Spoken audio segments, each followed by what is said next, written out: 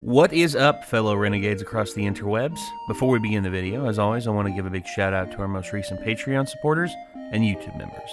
Extinction Team 75, Jacques from Wetterin, Lily Panda, Apprentice, Coma Blitz, Kid Cypher, Sea Raccoon, Aaron White, Gregory B., Fiat Voltus Mea, Joseph Dungan, Chris Andrews, Sean McLaughlin, Mariner, Boy, Mage Click, Snowy, Zachzon666, Cursing Throne 92, Ali Mocha, Duncan, Dimitri Theodosakis, Lily Panda, HEV Mark IV, Jesse the Educator, Austin Hall, Ethan Davis, Commander Nom Nom, Corbin, Ethan Kuyoth, and as always, I want to give a shout out to our executive producer, Bevan Brummett. Thank you all very much for your support.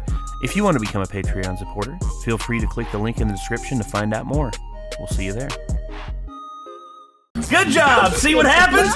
See what happens when you're stupid? See what happens? Ah! No! National security! Get on the ground! Get on the ground! Get on the ground!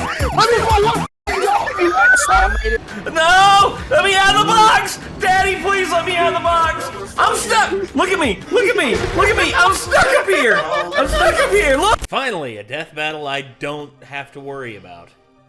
Knowing spoilers on it anyway. Because Marvel versus Dragon Ball, I mean, Thor versus Vegeta. I mean, these are two characters that are very well established. Versus, I'm aware of Vegeta's advancements that he's made in Dragon Ball Super to a certain degree, but at the same time, I mean, at Thor, I'm well aware of the limits of his upper echelon abilities, especially when he has basically all the power of Asgard behind him. So I guess they did this because the Prince of all Saiyans versus the Prince of Asgard. Yes. Also, I think the fact that Thor is pretty hot right now in terms of just getting eyes on it, because in terms of its popularity, Thor Love and Thunder is coming out sooner rather than later. So I think they're taking advantage of Thor being in the zeitgeist right now, and they're like, hey, let's release this death battle now. This is definitely one where I don't really have a previous bias that much. I like both characters pretty well. I do too. And I don't really know which one would win, to be honest. And we're talking about, and they did it emphasize here, this is Marvel Thor and not Norse Thor. Right. This is Marvel's Thor, who's, a pretty decent character in his own right, and not a complete and total shithead, his Norse counterpart. But the only thing I'm going to say is I need to see speed comparisons, because some of the speed in Dragon Ball Z looks very, very, very over the top, instant transmission and stuff. It's basically one step below teleportation, know what I mean? Which, again, that's Goku. I mean, and I'm not sure if Vegeta can move that fast. I don't remember 100%. I just know I saw various characters going really fast at different times, and different characters fighting other characters, sitting down there being I can't even follow their movements. Yeah. So I don't remember 100% what all I've seen Vegeta do throughout the series. I've seen him move really fast. I've seen him fly very fast. I've also seen him blow up planets. But same thing with Thor. I've seen Thor. But the thing with Thor is, if he has Mjolnir, or if he has Stormbreaker. If he has Stormbreaker, he'll be able to use the Bifrost. But if he only is packing Mjolnir, then he'll be powerful. But at the same time, Thor is only as powerful as the weapon he has in his hand. And if Vegeta somehow takes out Mjolnir or Stormbreaker, I mean, who knows? Who knows what'll happen? Is he not still able to just fist fight if he has no weapon? He can, but again, he's not as his weapon is a very integral part of his powers.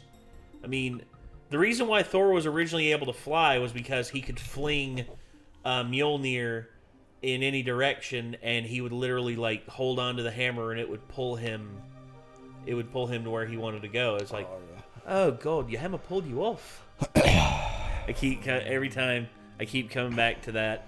It's like, it seems like you had a very intimate relationship with this hammer, and I'm assuming that losing it was almost like akin to losing a loved one. Don't worry. Korg's here to help. Meek as well. Oh wait, Meek. He's asleep, sorry. Such a good character. Korg is a great character, and Taika Waititi plays him to near perfection. Anyway, we got a death battle to get to. This is Thor versus Vegeta, Marvel versus Dragon Ball, death battle. Here we go. Wiz, hey, don't be mad, but I pushed some buttons in your lab and now I'm in cyberspace. Looking for that elusive dislike bar that's been missing for months, but look what I found instead. Beer! Okay, not real beer, it's a bunch of emojis. Listen up, this is crazy. Did you know the Death Battle channel offers memberships for less than $3? I know, it's a steal. Members get exclusive badges, live streams, behind-the-scenes videos, members-only live chat, and over 20 unique emojis. All you gotta do is click the join button, and you're in the club.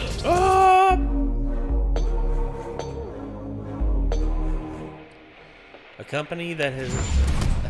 I could talk shit about Rooster Teeth, but I've talked enough. And Vegeta, the Prince of all Saiyans. The sky shakes when they appear, and the earth trembles when they approach. No world can contain the power of these two gods of war. Or their egos. He's Wiz and I'm Very true. Boomstick. And it's our job to analyze their weapons, armor, and skills to find out who would win a death battle. Beth Daddle. Thunder cracks, the heavens rumble, lightning blinds your eyes. You look up to the sky and pray for mercy because Thor is angry. Well, you would have if you were a Viking. Nowadays, we don't have time for myths and legends. Oh, don't we? For in the modern mythology of Marvel Comics, the Norse god of thunder was reborn. And I'd wager this Thor is a hell of an upgrade. The son of Yes. All-Father Odin, Thor lived the life of a warrior prince, battling all manner of magical foe for thousands of years. That is, until he got a little too big for his britches. So to teach him a lesson about humility and compassion and whatever, Odin exiled him to the worst place in the universe, New York. Ooh, you hate to see it. Thor's Asgardian body is immensely durable, immune to disease, and capable of healing far faster than any mortal man. He's also the literal god of strength. We're talking lifted a planet-sized serpent strong, knocking out the Phoenix Force strong, arm wrestling with Hercules and almost throwing the Earth out of orbit strong. Notably, he was once blasted with a graviton bomb, which subjected him to the gravity of a neutron star. That's over 200 billion times greater than Earth's gravity. And he's got the stamina to match.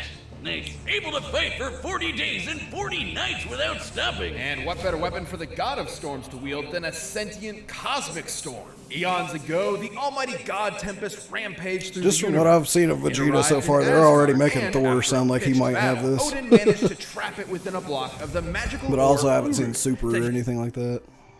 Yeah, I have not seen where Vegeta gets blue here, so I don't know what in he's Super done when he since goes last I've Super. seen. Again, the naming convention: Super Saiyan God, Super Saiyan. That's literally what they call it. And can't we just call it like Super Saiyan God? Yeah, or Super Saiyan or Super Saiyan Ultra or something like that. I don't know. Or just God Super Saiyan? Yeah. he would forge into his son's hammer, Mjolnir. Oh, what more can be said about this beautiful thing? Forged in the heart of a dying star that went supernova and killed the dinosaurs, Mjolnir is maybe my favorite thing ever. He can channel bolts of lightning, manipulate the weather, open portals to other dimensions, and absorb and redirect energy attacks.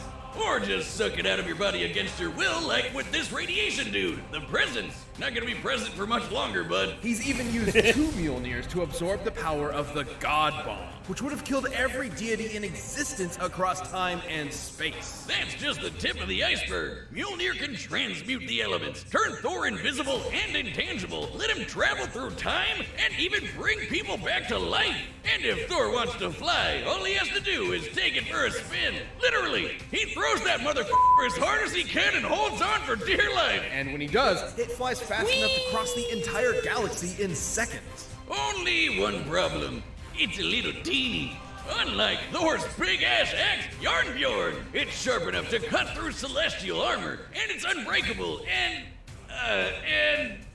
an axe. Okay, look, it doesn't have a galaxy storm inside it, but it's still pretty cool. Oh shit, look, Wiz. I'm worthy. No, you're not. There's no enchantment on the axe. Well, then what the hell am I gonna do with this? But should he face an enemy beyond the likes of even his world-shattering strength, Thor can harness his inherent godly power into one single ultimate attack, the God Blast. God is right. Even Galactus, the devourer of worlds, shit his pants and bounced at the sight of such an awesome attack. Jesus, even the Avengers seem pretty small potatoes compared to this guy. Why'd he even bother with them? Because not every problem can be solved by hitting it really hard. Bullshit. That was the point of Odin's lesson, to force his headstrong son to confront a world more complex and nuanced than his millennia of battle had prepared him for. Thor had to be more than a warrior, he had to be a hero. He's battled Thanos, the Silver Surfer, and even the Sentry. The Sentry is strong enough to contend with the Worldbreaker Hulk, a being strong enough to destroy the Marvel Universe over 100 times over. And fast enough to demolish Ares, the Greek god of war, who can fight within the span of plank time. That's like the tiniest amount of time that we can imagine. There are as many planks in a second as there are grains of sand on Earth. Oh wait, did I say Earth? I meant 10 million billion Earths! Thor has tanked disintegration beams trying to tear apart his atoms one by one, survived Mephisto trying to consume his soul, and even withstood a temporal rift that aged normal people to dust. Oh, he's a hard bastard to kill, and even nastier when he loses his temper. By entering a state known as Warrior's Madness, Thor commits an unpardonable sin in Asgardian society, and willingly sacrifices his sanity for a tenfold increase in power. Yeah, despite being a really sweet lunk that talks like he's in Masterpiece Theater and dresses like he's in What's Opera, Doc, Thor has struggled with being worthy of his father's legacy and throne. But no matter what unbelievable shit Marvel throws at him, Thor always rises to the occasion. Take the time this big machine called the World Engine was controlling Yggdrasil, the world tree that connects 10 universe-sized realms. The World Engine's purpose was to mechanically trick Yggdrasil into disrupting the natural flow of Ragnarok,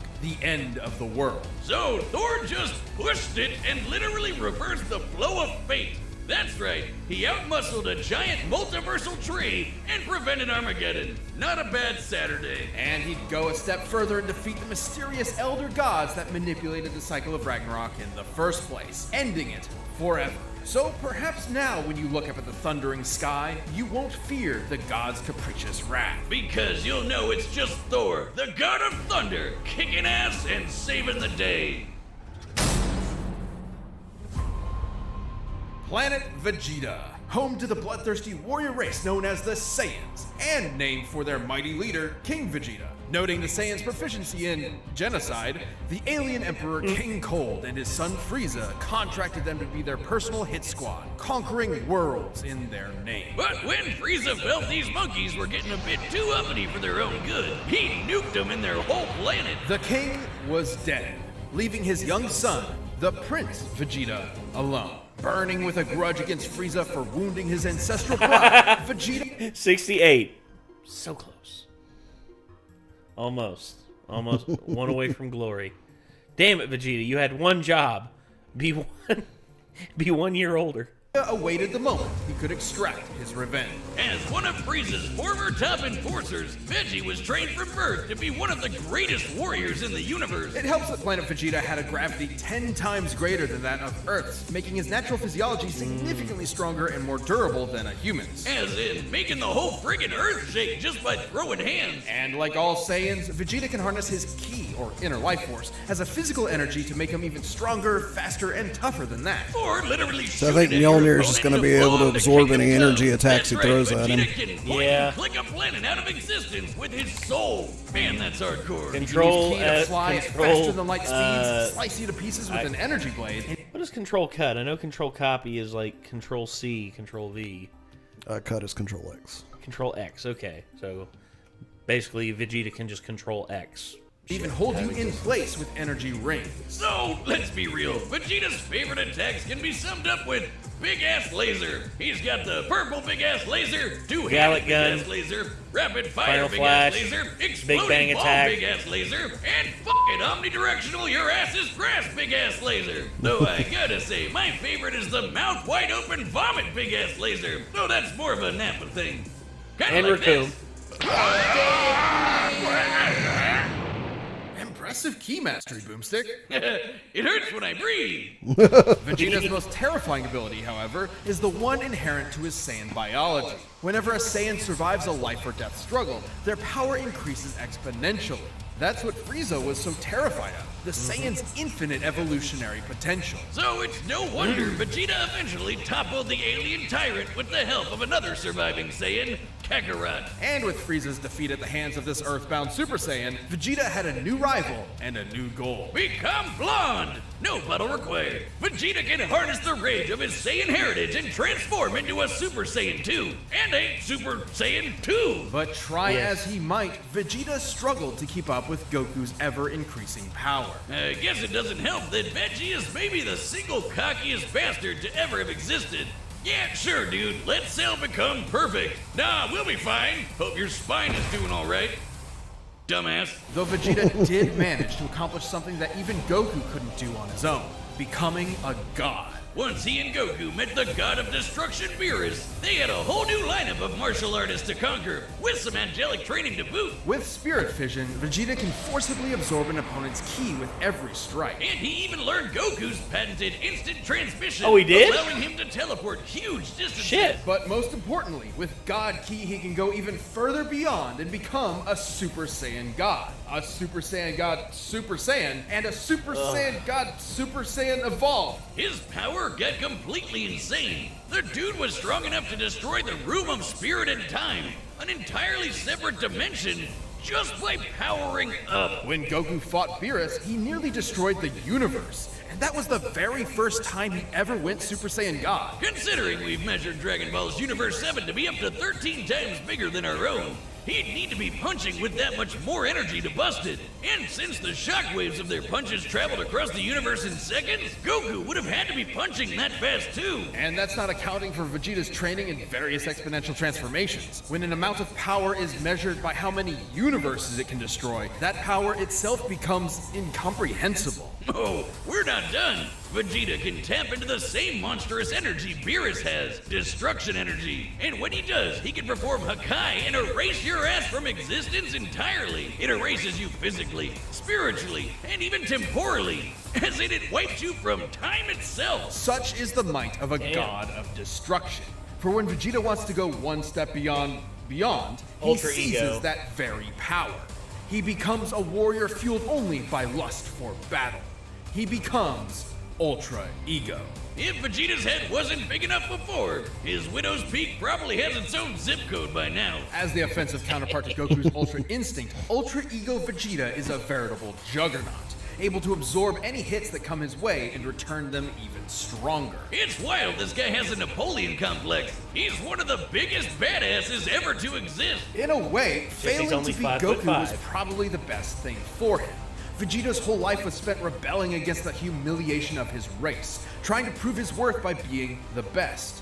By contrast, Goku's self-improvement was never stunted by his ego and insecurities. In realizing that, Vegeta became more than a fighter, but a husband and a father as well, willing to sacrifice himself for what mattered most. And Vegeta got a taste of that himself when he hooked up with Bulma for some Super Saiyan sexy time. Getting to beat Frieza's golden ass probably didn't hurt either. He may not always win, but he'll never be put down for long. So be sure to practice your groveling, because this is one prince you don't want to piss off. All right. This show is sponsored by BetterHelp. Life can be overwhelming. Now that I've seen the stuff that Vegeta has done since what I've seen of Dragon Ball Z, I think he might have a chance. I would say Ultra Ego mode versus like the Warrior mode that Thor has. Like, they were saying like if he's got power similar to Goku, like has the ability to destroy a universe 13 times the size of ours. Yeah. And then I don't know how big the God Bomb was supposed to be. It was supposed to wipe out like all deities essentially. But is that more power than he could absorb? Like with Mjolnir? I don't know. And it's like he has the ability to just like basically like erase someone from existence like Thanos basically. Like, I don't know. Like I think he has a shot. I really don't know on this one. I can't call it. I can't either. I'd have to flip a coin. can we... here we go. Flip this matchbox. So, heads, which has the Greg Norman Australian grill on it, and the one that has the phone number on the side is tails. So heads and tails. All right.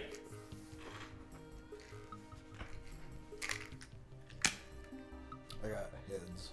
Okay. For I guess Thor, since he's listed first in the video. Okay. See what I get.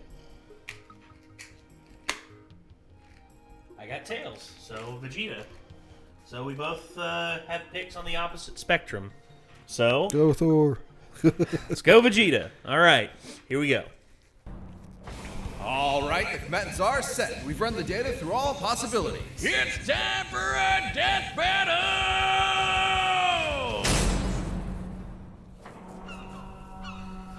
Und here we go. You're gonna build a fest house there. Oh shit. Oh there, mighty warrior. What business havest thou upon earth? Throw that hammer at me again, and my business will be polishing my gloves upon your face! Is that Lanny?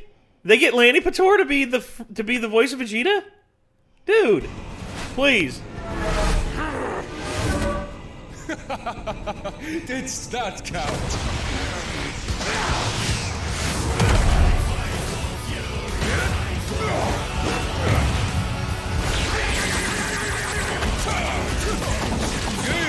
Damnable cur! Thou fightst well for a mortal. Alas, you face a god.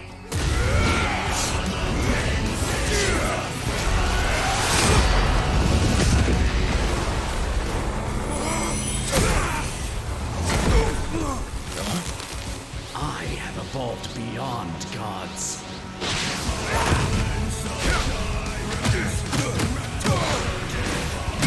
I'm the Prince of all Saiyans, and you can burn in hell! Big Bang attack!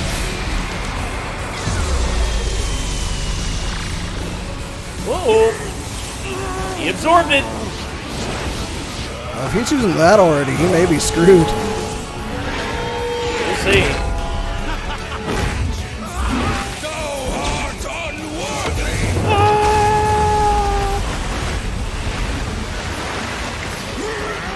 Oh.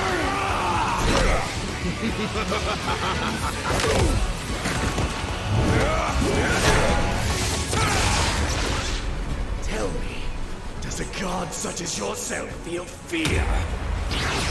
Oh, he's an ultra ego. Thor hasn't even gone into warrior mode yet. Oh yeah. Damn.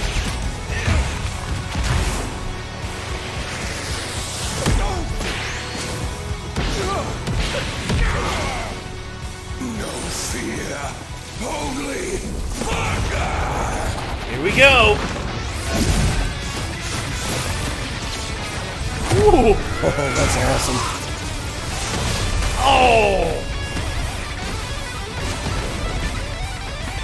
All you will feel is oblivion! Here we go. Feel heaven's wrath! Final Flash versus God. Oh. Instant transmission. Oh, damn.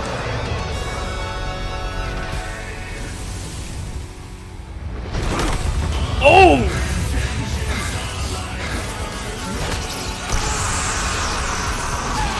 Always aim for the head. Uh-oh.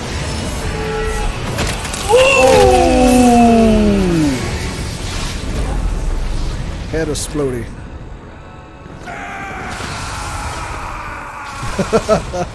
Damn. Kick ass. KO! Oh, I get it. Thor won because he's a natural blonde. Despite Vegeta's immense power and tenacity, the God of Thunder had him outmatched in several key areas. First off, the big one. who was stronger. Despite being up against the god of strength, Vegeta actually matched up pretty closely with Thor. Both could output power far in excess of destroying a single universe. It's always tough to get an exact number for Dragon Ball Super's most powerful characters, but we can combine the size of Universe 7 with multipliers from Vegeta's transformations to get a rough estimate. It's important to note that Ultra Ego's power boost has never been stated, but we do know that Super Saiyan Blue Goku and Super Saiyan Blue Vegeta were roughly even in power. When Goku applied a Kaioken times 20 boost to fight Jiren, Vegeta kept up after going Blue Evolved, implying that both increases in power are roughly the same increase. Similarly, Blue Vegeta matched base Top, and needed Blue Evolve to keep up with Top's God of Destruction form, which is extremely similar to Ultra Ego in theme and purpose. Given this is the best current example of a measurable form akin to Ultra Ego, we can assume that Ultra Ego's boost in power, at least initially, could be extremely similar in terms of a percentage increase, making Ultra Ego's original state about 20 times more powerful than Blue Evolve. With that in mind, Vegeta at his peak could destroy a universe roughly 260,000 times over. And Thor was pretty close to that. Taking a look at the Marvel Universe's size, which has a radius of at least 1 trillion light years, as well as scaling to the World Breaker hole, Thor ended up only about 10 times stronger. Not terribly different, and it's definitely possible Vegeta's power could increase during the fight to match it. But even if he was stronger, it wasn't the only thing that mattered. Ultra Ego's damage absorption could only do so much against an opponent like Thor. Vegeta may have trained as a warrior from birth, but Thor has been fighting for millennia against a much wider variety of foes, allowing him to adapt to Vegeta fairly easily. And the fact that Thor was way faster gave him a lot of leeway to use that extra combat experience. Applying Vegeta's transformation multipliers to the shockwaves from Goku and Beerus' punches, Vegeta should be able to fight at nearly 300 quintillion times the speed of light. But scaling to Ares moving within blink time? Thor would be over 70 quadrillion times faster. More than fast enough to avoid God, Vegeta's mercy. key attacks, and even more importantly, absorb all of them with Mjolnir. This alone could shut down all of Vegeta's ranged attacks. Sure, Veggie could absorb it back with Spirit Vision, but he'd have to hit Thor first. And with that much of a speed difference, that's easier said than done. And since Thor can just will the energy out of somebody, he could just take it right back. And then some. Even without absorption, Vegeta's ki reserves are not infinite, and many of his battles have ended with him at low energy. He was exhausted by the end of the Tournament of Power, which lasted about 1 hour in total. Meanwhile, Thor fought an army for over a month straight. Theoretically, Vegeta could have ended the fight immediately with Kohai, if not for the fact that Thor has resisted existence erasure before, including physically, spiritually, and temporally. Meanwhile, Vegeta had no way to match the God Blast, which could have killed friggin' Galactus. And that guy has threatened the infinite multiverse with destruction just as a side effect of his battles. That's a level of power beyond anything we've seen in Dragon Ball yet, let alone Vegeta. Vegeta was never going to go down easy, but Thor's raw power, speed, and devastating godly abilities were too much for the Prince of All Saiyans. Vegeta beyond nearly won until Thor blew his mind. You might say that pun was kind of terrible. You don't do puns! We've talked about this! Aw. My thing. Well, the winner is Thor. Now I would say that Vegeta Yeah. could go into the hyperbolic time chamber with Goku and have Goku nearly kill him over and over and over again. And eventually probably get to the point where he could beat Thor. I could say that. Like, just in a battle with their current powers. Yeah. Yeah. I see where they're coming from. Yeah, I do. It was a very too. cool fight, though. Oh yeah, it was great. I loved that. That was a good death battle. So, oh, it was Lanny. Hell yeah. Grab the Dragon Balls. I demand a rematch. Oh, it's good that Lanny is still able to be Vegeta, even though they're not Team 4 Stars. Dragon Ball Z Abridged is done now. Yeah. Which, sad, but at the same time, it is what it is.